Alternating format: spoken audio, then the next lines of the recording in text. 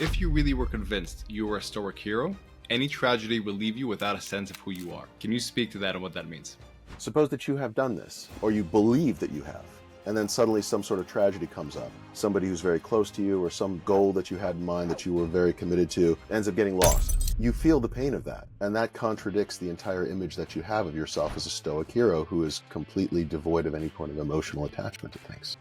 You start thinking, I guess maybe I'm not that invincible. Then the question is, well, if I'm not that stoic Superman, then what am I? So it shatters your sense of identity, the hope of who you thought you could be. It's crippling, flattens people, lays them out. Today on the pod, we have Bill Jaworski joining us. Bill is an analytic philosopher, published author, professor of over 20 years, a leading expert in the field of philosophy of the mind, and co-founder of Altamira Studio.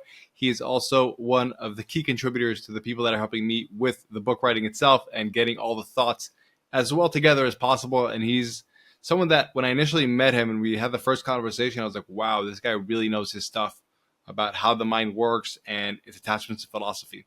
So when me and him chatted after one of the work calls, and he told me that they just written a book about why Stoicism isn't the real deal and it doesn't really work, I wanted to grab the book.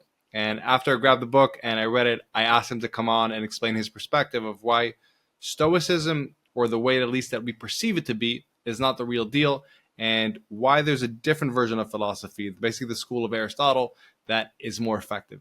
So with that, I want to welcome Bill to the show. Thank you for coming on. Thank you so much. It's an honor to be here, Itamar. Great. So I want to open up with a question, with a quote of yours from the book. It says, if you really were convinced you were a stoic hero, any tragedy will leave you without a sense of who you are. Can you speak to that and what that means? Sure. Stoicism aims at achieving a state of emotional detachment or numbness. It is convinced, classic Stoics, real Stoics, are convinced that you can eliminate emotions from human life. We've talked about this before in our conversations. Aristotle thinks that that's false. He says, look, we're biological beings, and that means fundamentally we're emotional beings. You can't eliminate emotion from human life. But Stoics think otherwise. They think that you can actually eliminate emotions.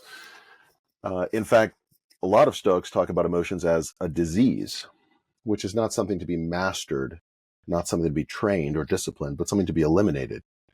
So the goal then is to eliminate emotion from your life, to eradicate it, the way an antibiotic would kill a bacterium. That's what you try to do to emotion. So if you do that, if you become the stoic hero, you are completely devoid of any kind of emotion, any kind of emotional attachment to anything, which means that nothing bad that happens, even massive tragedies, nothing will affect you emotionally.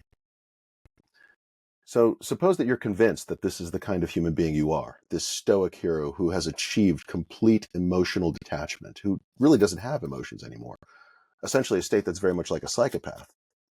Suppose that you have done this, or you believe that you have, and then suddenly some sort of tragedy comes up. Somebody who's very close to you, or some goal that you had in mind that you were very committed to, ends up getting lost. You feel the pain of that.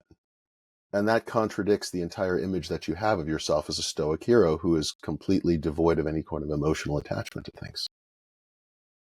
So it shatters your sense of identity, the hope of who you had, of who you thought you could be. Exactly. You had this ambition that you were going to be some sort of stoic hero who would be unfazed even by huge tragedies in life. And then here comes a tragedy, kicks you in the groin, you feel that, and you start thinking, I guess maybe I'm not that invincible. I guess maybe I'm not. And so then the question is, well, if I'm not that stoic Superman, then what am I? Who am I? It can be very disorienting then. It creates a certain kind of cognitive dissonance that's hard to overcome. So in a way, it's when a challenging time comes along, it actually provides you another added challenge there that you weren't expecting, because there's this loss of sense of self. Of who am I? How am I actually going to deal with this? Is that accurate? Yeah, if you manage to get past the initial shock to your identity, that would certainly happen later on. what ends up happening in cases where somebody's sense of identity in that sense gets undermined by some life event, it's even more radical than that. People can be utterly paralyzed in life. It's not that they can get on with things and then some other tragedy happens and they're not able to adapt to it. They're not even able to move on.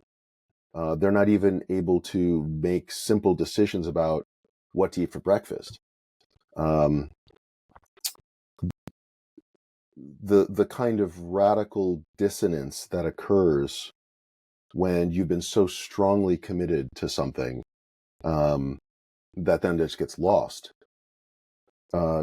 flattens people, lays them out. So it takes them a while to get over that. It's not like, oh, I guess I'm not a Stoic hero. What do I do next? It's crippling when your sense of identity gets destroyed by an event like that. Okay, so let's dive into that, because what you're saying here, correct me if I'm wrong, is basically that I call it the classic Stoics, the real Stoics. They think you shouldn't have an emotions, period, any emotions. So when you actually have an emotion, then it leaves you all confused. And all the work that you've done on creating this philosophy and the sense of self, it goes down the trash, basically.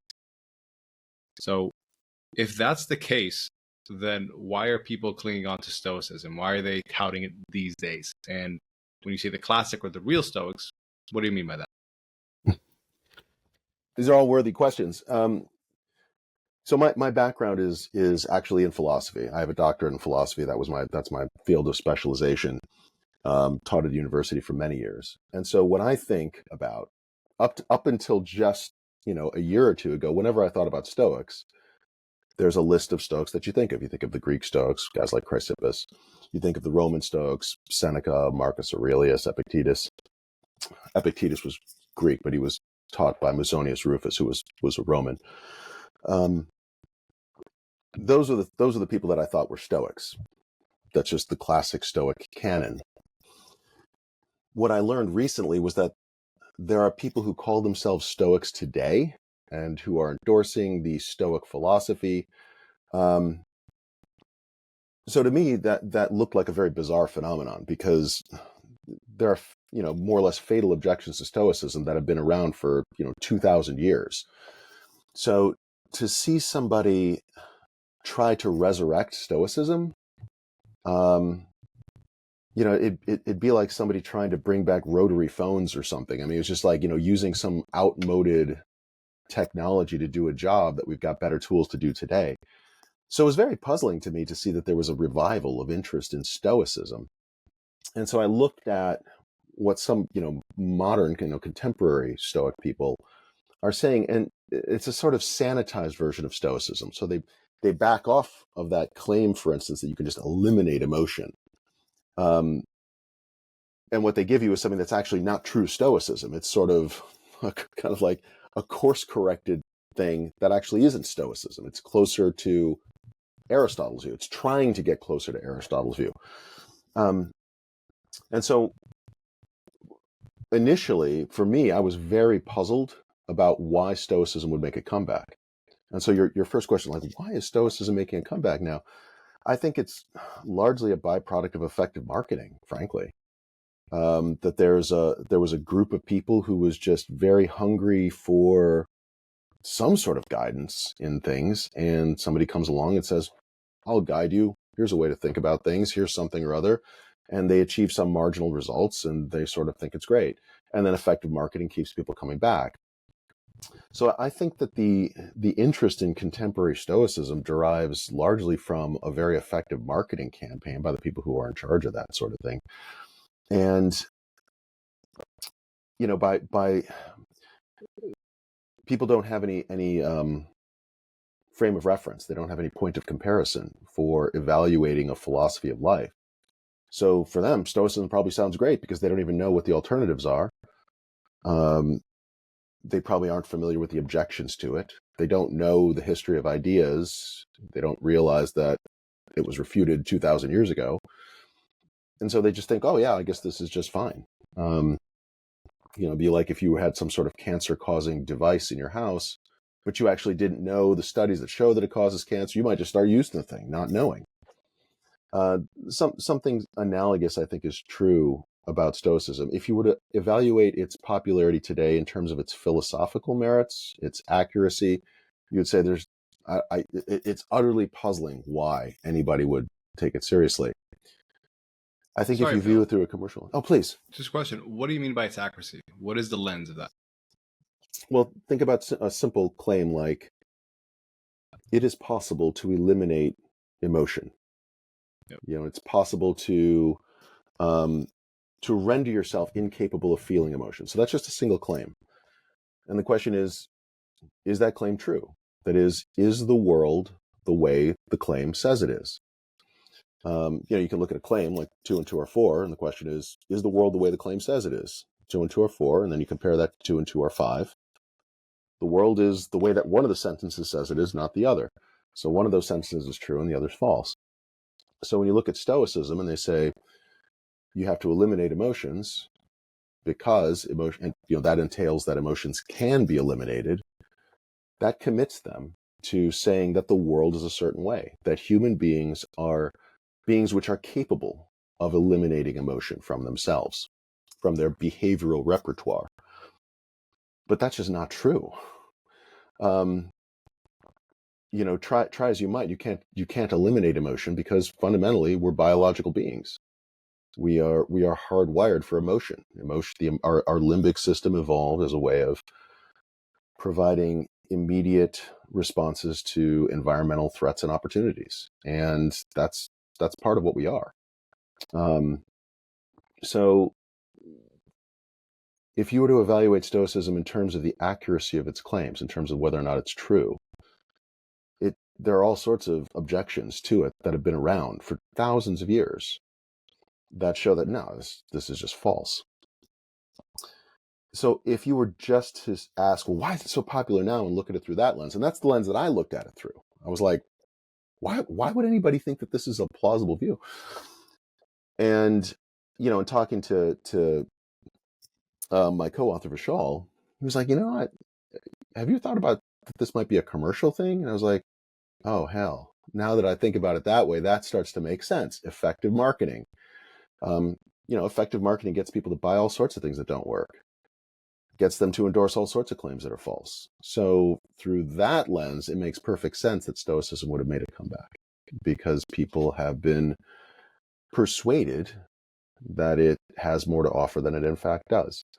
So I think that that's the lens that kind of that makes better sense, certainly better sense than thinking about it in terms of its actual merits and its accuracy as a philosophy of life. That was a long-winded way of answering your question, Itamar. I bet you there's a way of editing this down. I mean, when we talk about it independently, the thing that immediately came to my mind is there's a quote from a great book called Good Strategy, Bad Strategy. And he says that when people are a bit confused, they usually cling on to the first little sense of a strategy as if it's a lifeboat and they're drowning. And that I feel like there wasn't a very clear and present, hey guys, this is a really effective way to think. And then Stoicism came along. And even if it wasn't ideal, it was at least something. And there was positive in it. Like how you said, there's marginal results, which is better than no results. Mm-hmm. So, which kind of leads me to my second question. When you're saying this new version of this, let's call it the 20th century Stoicism, is there an issue with it as it is packaged right now? Or is this actually a really good structure, their new Stoicism, so to speak? Yeah, no, that's a great question. I suppose that if you build a house on a shaky foundation, it doesn't matter what you add to it. It doesn't matter the kind of paint job you do. It doesn't matter if you add all sorts of extra molding and fancy stuff onto it. It's on a faulty foundation. So if somebody is going to build on the Stoic foundation, and that foundation is faulty, which we've known for a couple thousand years that it is, and it has not to do not just with the emotions, it has to do with the broader view of nature and the orientation of human life. So for Stoics, The real Stoic view is that God has a certain way of doing things. And your role as a human is just to be on board with that way of doing things. Like that's the state of mind that it goes for. So the apatheia or the ataraxia, that state of acceptance that it aims at, that emotional numbness. The idea is that God is a kind of boss man. And you know what? You will just feel better in life if you just accept what the boss man has going on. It's fun, that fundamentally is just a bizarre view of the way to go about things, because it actually eliminates agency, your own individual agency from the picture. By contrast, say a view like Aristotle's. So Aristotle's God is also a kind of hands-off God, sort of the way that the Stoic God is. But the thing is, though, God sets up the world so that you are an individual agent who has the power to do certain things and to promote or demote, as it were, your own thriving, your own flourishing. And that's up to you. So at least you have the power to determine whether or not you are going to flourish. You have a great deal of say-so in that. For you to be well is to cultivate the abilities that it takes to live well, to engage in life activities well. It's not simply a matter of accepting that you're a pawn in some sort of broader scheme that the boss man has in mind. There are all sorts of dimensions to the Stoic philosophy that do things like undermine individual agency, that misrepresent the emotions. You can try to dress it up. Look, you can put lipstick on a pig, but it's still a pig. And that's kind of what happens with contemporary Stoicism. It's like you've got a pig. That's what you got. You got a pig. And you could say, oh, but we don't have to have its ears like that. We can put the ears up like this. Oh, it doesn't have to look like that. We put a little makeup on, it's just, but it's a pig. Better to, here, to stick with the pig analogy, you look at the way that the contemporary Stoics are trying to dress up the pig, and you say, look, you are trying to get the pig to look like something it's not. What you're trying to get the pig to look like is this. Instead of trying to make the pig look like that, why don't you just go for this? Like this thing that you're trying to get it to look like. You can do that. You can embrace that kind of a view. That's the kind of view that Aristotle has. Abandon Stoicism and embrace the Aristotelian view that you are actually trying to get your Stoic philosophy to look like. But they won't do that. And the question is, well, why are you so wedded to Stoicism? And the answer is, I think it's a brand. Go ahead, Idamar. So I have a question around that, because my initial thought about that was, well, that's interesting, because Marcus Aurelius sounded like he was a person of high agency, and he was a very capable leader, and he did a lot of great things. So how do the two add up, so to speak? That, like, was it just that he did the best with what he had back then? Like, let's say old military tech is better than no tech whatsoever? Or what was the thing there? Because I could see that being a reason why they said, listen, guys, Stoicism worked. Look, it worked for this guy with all his issues, with everything. So maybe it can work for us these days as well. What would be your thoughts around that? A couple of things. So the first one, this is the biggest one. What people preach doesn't necessarily map onto how they practice, and I think that this is fundamentally the difficulty with Stoicism. If you look at the way people really live and how they think and how they feel and what they do, and then you try to crystallize that into a theory, your theory, your description of what's really going on there can be false. This happens all the time, So you might be great at sports, at, say, shooting hoops, whatever. When somebody asks you, like, how do you do that? Being able to explain how you do that is a very different skill from being able to do that. And you can fail to give an accurate description of it. This is why they say, like, Wayne Gretzky is apparently he was a terrible hockey coach, because he would just say, well, just skate faster than everybody else and shoot the puck in the net. What's the problem, man? It's just like, just do it. So he couldn't give a description of how. So, that's why like great sport, people who are great at sports don't necessarily make good coaches, because teaching that stuff is a different skill from being able to do it. And likewise, crafting a theory, an account that describes and explains what you're doing is also a different skill. So you can have somebody who is living a certain way and achieving a certain thing. And then when you ask them, it's like, what's your secret to life, Marcus? They give you this theory because it's what they've inherited from their predecessors, even though that actually doesn't accurately reflect what they're doing. So that's one observation, is that just because he was successful doesn't mean that his philosophy or his description of what made him successful is accurate. Well, you can have, think about like hindsight bias.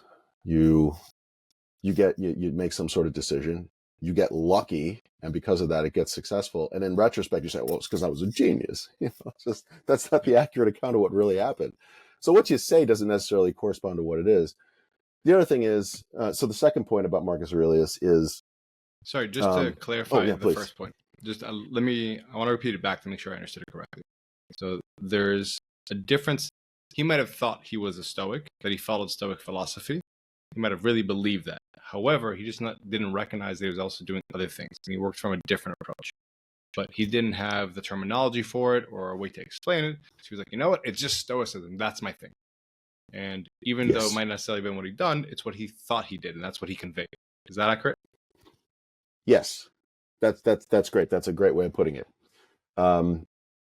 The how you articulate or describe what you're doing has everything to do with your vocabulary, with your conceptual resources. If those are impoverished or shaped by the surrounding culture in a way that you don't fully grasp, you will use the vocabulary at your disposal to describe what's going on in a way that misrepresents it. And you won't know it. You won't know any better. The only way to know better is to look at contrasting ways of describing what's going on. Opposing views, competing views, and to sort of sort out the arguments among them. But yeah, that's exactly right. So that's the first point. The second point is, I mean, it's a bit of an ad hominem. So people point to, Marcus Aurelius was very successful and whatnot. Yeah, but Marcus Aurelius was in that small circle of very powerful Roman families. He was already in that, in this very privileged position. And moreover, in some ways, the greatest strike against Marcus Aurelius's character and judgment is that he tried to reinstate a dynastic succession. So Marcus Aurelius was the final of 5 what are called the good emperors. So like Trajan and Hadrian were his predecessors. What those good emperors did is they said, when it comes to choosing my successor, it's not just going to be my kid. I'm going to look around and I'm going to find the best person for the job, and that's who's going to take over. So it worked for a couple successive emperors. And then Marcus Aurelius, though, he goes against that, even though it's been working. It's clear that it's working. He got his own position because somebody's like, Marcus, you're the best. He decides, though, that he is going to go back and he's going to hand over the succession to his son. It's like, look, we tried that. We tried that. You have, 100 years of that not working. And you think that dynastic succession is suddenly going to work with you? So that is just a major strike against using him as any kind of model of Go ahead. I do want to say something here, because that's Please. very interesting, because that's obviously not a rational decision. It's an emotional one. It's an emotional, I want my son to have whatever it may be. It's an emotionally driven decision. It's not one that he said rationally, I know this will be for the best of the empire, and so to speak. And what's interesting about that is that it literally contradicts not having any emotions. Because one of the most important decisions was an emotional one, like handing over the keys to someone you love, not someone who you think has the most merit. Well said. That's a fantastic observation. And This is why there's that tension between Stoic theory and Stoic practice. Stoic theories will say certain things, but if you look at actual Stoic practice, it's very different, both in the concrete lives of individuals and in terms of its recommendations. And that's a perfect example. Instead Cool. of giving the decision over to reason, it was ultimately made on the basis of some sort of emotion. Great. So I think it's a great kind of segue to talking about, okay, this is the issue, so to speak, with Stoicism, even with modern Stoicism, because it doesn't really talk about how to deal with this reality, it just kind of pretends that it's not super there. So let's talk about the difference between self-discipline and self-denial, as you called it in the book.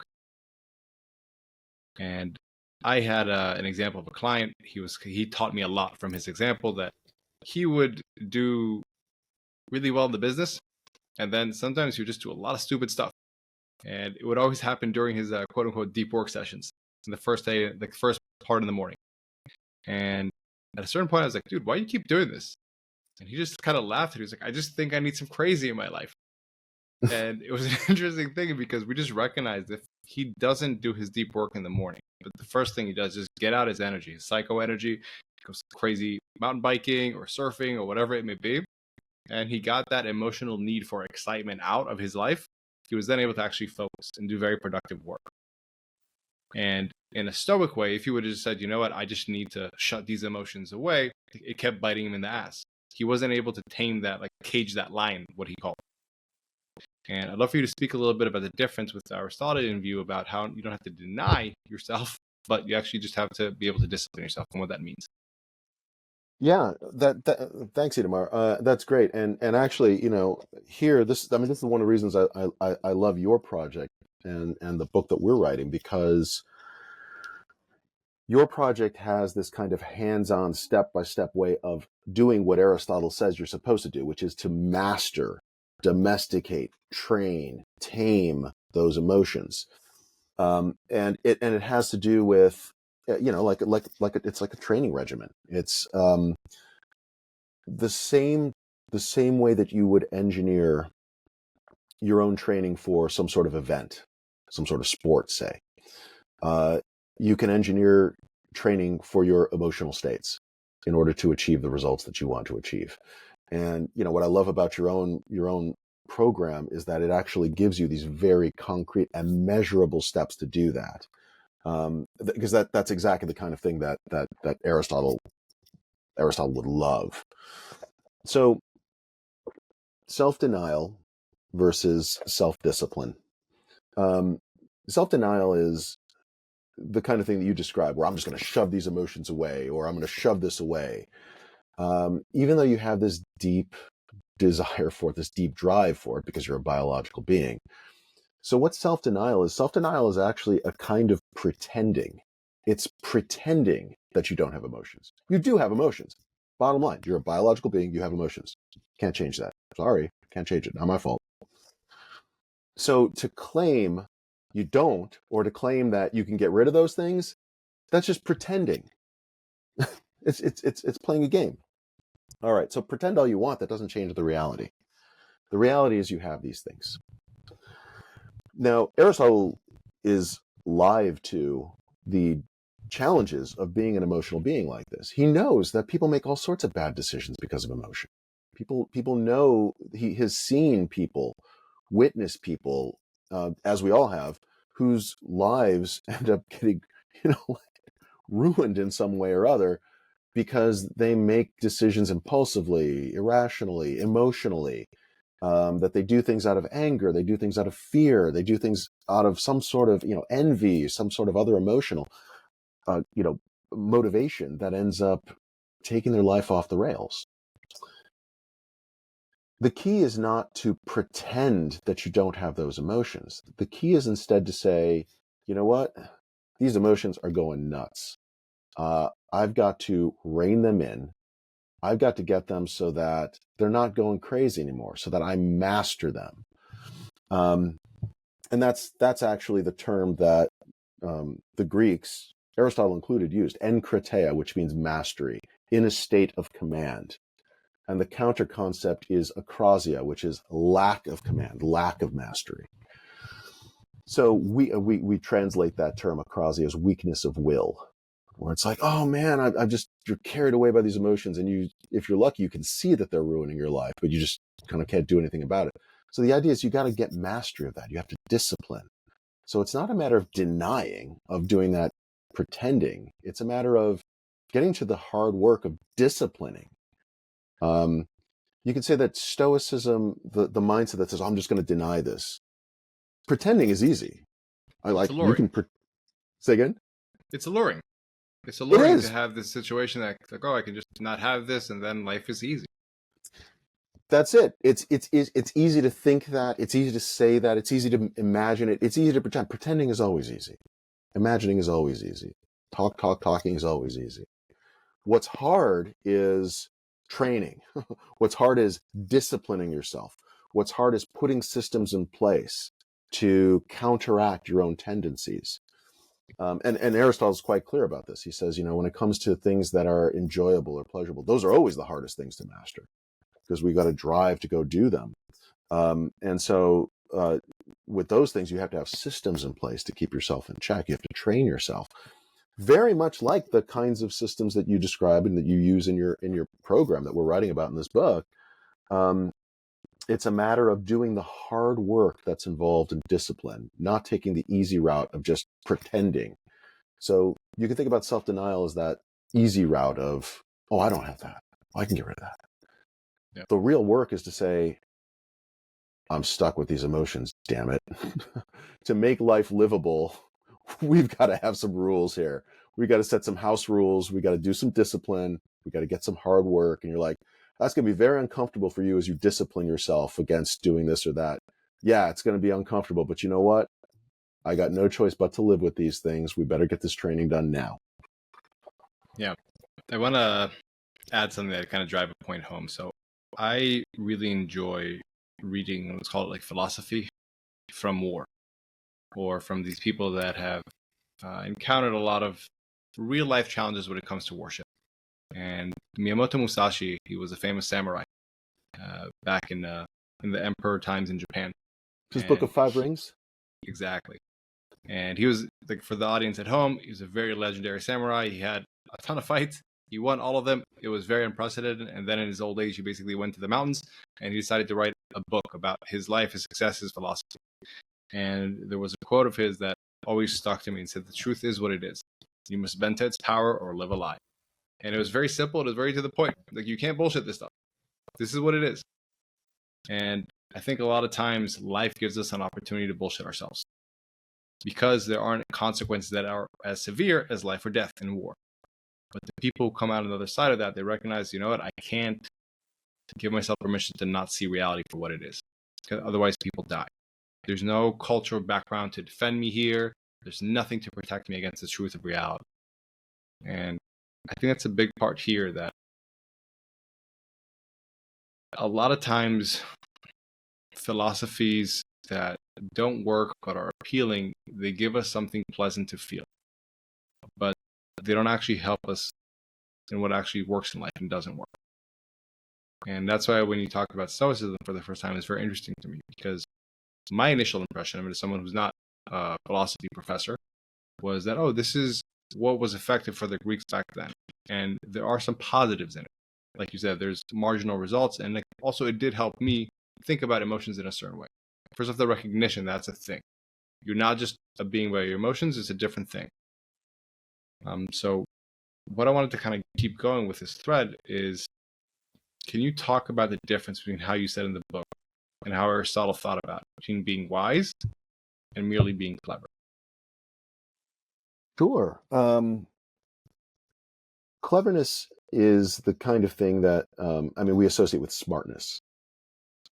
You can, so a clever person is able to find means to achieve an end that are slick, that sort of balance demands, that are innovative, maybe. So somebody who's clever, for instance, a lot of these optimization things, all these optimization fads, a lot of them find clever ways of achieving some goal. Here's this quick hack. Here's this. That's clever. In some cases, some of it's bullshit, but some of it's genuinely clever. It's like, oh, that is a cool way of doing that. I never would have thought of that. clever, a clever mean to an end.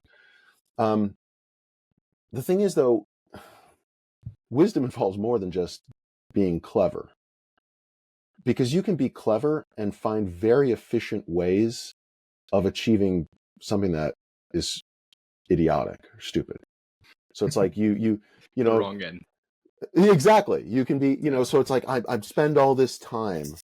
I spend all this time optimizing, the engine of my car, getting the exhaust right. Optimizing. I'm gonna be so efficient, man. And I floor it, and I get from where I am to where I'm going to that much faster, but where I'm going to is off a cliff. It's like, didn't you think about where you were going? Like, so wisdom has to do with what you're aiming at, not just how you're getting there. And it's not to say that it ignores how you get there. You can, and there are people who are, ironically, there are people who aren't clever but who are wise. That is, they know what really matters in life. So when it comes to the correct ends, you've got all sorts of ends that you can be trying to achieve, all sorts of goals that you can be going for. Some of them are genuinely good for you and for others, and some aren't.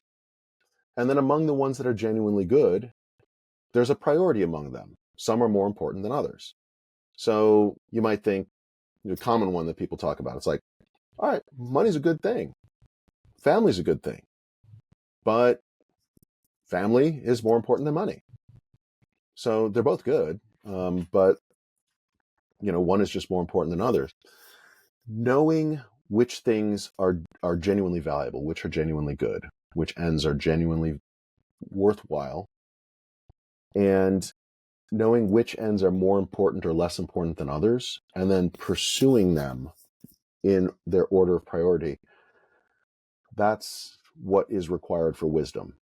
Not just finding the efficient means of getting those things, but knowing which things are worth pursuing to greater or lesser degrees.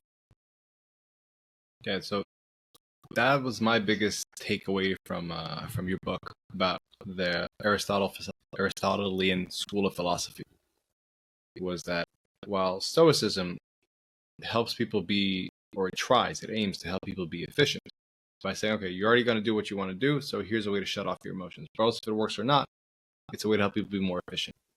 The Aristotle, his whole perspective of understanding virtue was how to be more effective overall. And from there, that's the most important thing. To first be effective, then to actually be efficient at being effective at the right thing. Is that kind of accurate in what I've understood it as? So for Aristotle, let me think here. You want to aim at the correct ends. So if you have prioritized, suppose that there was some sort of a conflict between you making money and you caring for your son. If you were to prioritize the money thing over your son, we'd say there's something wrong with you. So whatever led you to make that judgment is not virtue. That's not wisdom. So you have to aim at the right ends. When it comes to achieving those ends, there are all sorts of means that can achieve them. If you are smart, that is, if you are clever, you'll find the better means of achieving those. Efficiency, that might be one trait of the better means of achieving those. I'm trying to map onto your terms here. So it's effective, efficient. Tell if you could come at me again. The other thing from a business perspective, you could be very efficient in doing the wrong thing. Like yes. You shouldn't even be doing marketing right now. That's not your bottleneck. You can be very efficient in solving that, but it's not your bottleneck. And even if you were just solve the thing that was effective to solve the actual bottleneck, but you didn't do a phenomenal job at it, but you just did an okay job of it because it was the more important issue to actually resolve, so it would create a bigger overall impact. Oh. And that's what I'm saying, that I feel that Aristotle, his whole perspective was like, first figure out what's going to make the biggest overall impact on you living a life well lived. Basically, like an ability to decide what in life is worth pursuing and not. That was his primary focus. He said, because as long as you nail that in afterwards, like even if the way you go about it isn't the best, isn't the most effective or more clever, like in the words you use in the book, you'd still be a lot more successful than someone who's doing something extremely well, but the wrong thing. Is that accurate? Absolutely accurate. No, I love the way you talked about it there, where you were very clear. Like, let's talk about it in the business setting and laid it out. Yeah, that is beautifully said. Yeah, that's exactly it. If you are pursuing stupid ends, it doesn't matter how efficiently you do it. It doesn't matter how quickly you drive off a cliff. You're still going off a cliff. The person who is going more slowly toward in the right direction is doing better than you are. And yeah, from the business perspective, you figure out the things that are most important and you focus on those. And even if you do only a little bit well on those, you might still be better than somebody who's doing really well taking things in the wrong direction. Yeah, so that I think is that's a great way of thinking about the general view. Yeah, cool. So it's kind of where I want to leave off. So to kind of summarize a couple key lessons. First off, classic Stoics, the real Stoics, the issue with that is that they're not living in line with reality. They're saying you should just be able to get rid of your emotions, and here's a way to do that, when that's just not a possibility. That would be amazing if that was a possibility, and that's why it's so tempting to fall into that, so to speak, or be tempted by that, but it's just not a possibility. And it's important to recognize that, because if you don't, when something bad actually does happen and you do have an emotion, first off, it didn't end up preparing you for it, so you wasted a lot of time. But more importantly, it's going to leave you even more devastated, because you'll start to doubt yourself. You're going to say, people should just be able to put their emotions to bed and not have them, but I'm not able to do that, so what's wrong with me? And it can actually cause this kind of double effect of the compounding effect, where you feel even more despair. Is that accurate? The first point. Yeah, I think that's right. One thing I would quibble with a little bit when you Please. said, oh, if we could eliminate the emotion, that'd be amazing. So there are people, even though we can't eliminate emotion, there are people who have very low emotional affect. We call them sociopaths, and so that's one of the things that characterizes them, is that this kind of emotional flatness. And there are sociopaths that you might want for certain jobs, but in general, I don't know that I would want to be a sociopath, or that we necessarily want to have an abundance of them around, because they're in some ways kind of scary. So that's the only thing I would mention, is that I have no fondness for the idea of eliminating emotion. So in my perspective, there is a time and place. I think it's very important to be able to cage your emotions at a certain points in time, so they don't affect you from doing something when it's really, really important. And this doesn't mean you do that forever, but let's say if the house is on fire and you got to grab grandma, forget about how you feel right now about the house. You got to put that aside. And actually, this was something I bookmarked from the book that I was considering reading, and I think it would fit in right now. So kind of a passage to encapsulate that. It said that emotions and desires are powerful in human life because we're biological beings. For that reason, we need to train them and carefully monitor their influence on us so they don't have a destructive effect on the fabric of our lives. That's different from trying to eliminate them. Think of it this way. Imagine you're running a zoo with wild animals. You need to ensure they're healthy and well maintained, but you also need to ensure they're well contained. Some are dangerous left to themselves. You can't just let them roam free. You need to keep them within bounds, but that's different from starving or mistreating them. You need to nourish and care for them and give them scope to be what they are. And what I added to that, or otherwise, they'll pop out and lash out. That's what I've seen a lot of times. People try to ignore their emotions or stuff them down. It ends up creating a pressure cooker, and then things pop off at a certain point. So that's the first point about the whole Stoicism argument. Two, what I think is a really big thing, because the initial objection most people have about that, they'll say, well, Marcus Aurelius did it, and he's amazing. He's this legendary individual. And without getting into if he was good or bad, it's just the understanding of there's a difference between what someone says they did, even if they genuinely believed it, and what they actually did. And he perhaps thought he was applying Stoic philosophy, but his actions showed that he had deeper intentions, or he actually understood what was effective or not effective, what was clever versus what was wise. And it was a bit of a difference there, that he might have seen himself as a Stoic, but he didn't follow Stoic philosophy to the T, so to speak. So therefore, if you want to emulate his results, you shouldn't follow to a T, because that's not actually what he was doing. Is that accurate? Yeah, that can often be the case. Like you ask the great athlete, how did you do this? So they say something, and it turns out that what they say is not what they actually did. They just don't know it. You're better off imitating their actual practice as opposed to imitating what they say their practice is. Yeah, so these are great observations. Yeah.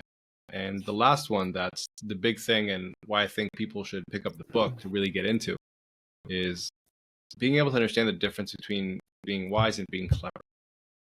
How what I took from the book is that you define wisdom as excellence in decision making and ability to decide what in life is worth pursuing. Because if you are able to just do that and figure out what the right thing to pursue is, even if you don't pursue it the best way possible, it's still going to give you a better result than pursuing something that was the wrong thing in the best way possible. You're just actually focused on the right thing. I think that creates a better general outcome.